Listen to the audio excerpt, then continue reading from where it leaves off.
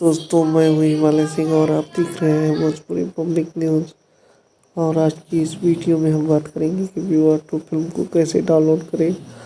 तो आप लोगों को विवाह 2 फिल्म में स्टार कास्ट की बात करें तो इस फिल्म में आप लोगों को अक्षरा सिंह, सहर अफसर, चिंटू पांडे देखने को मिलेंगे। और इस फिल्म को डायरेक्ट किया है हिमांशु सिंह और इस फिल्म को प्रोड्यूस किया है अभय सिन्हा और प्रशांत देसाई उज्ज्वल ने।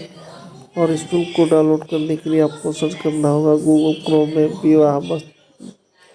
biharmasti.in, नहीं विवाह फुल मूवी, नहीं तो चिंटू पांडे अक्षरा सिंह फुल मूवी, नहीं तो भोजपुरी फुल मूवी विवाह। ऐसे करेंगे तो आप लोगों को ये फिल्म देखने को मिल जाएगी। और ये फिल्म आप लोगों को यूट्यूब पर कब देखने को मिलेगी, तो ये फिल्म आप लोगों को यूट्यूब पे देखने को मिलेगी 2022 में अप्रैल महीने में। और इस फिल्म को मार्च में चलाया जाएगा लोगों के बीच होली के शुभ अवसर पे टीवी पर। तो आप लोगों को ये न्यूज़ कैसा लगा कमेंट करके बताइए। और हमारे चैनल पर नए हैं तो चैनल को सब्सक्राइब कीजिए, लाइक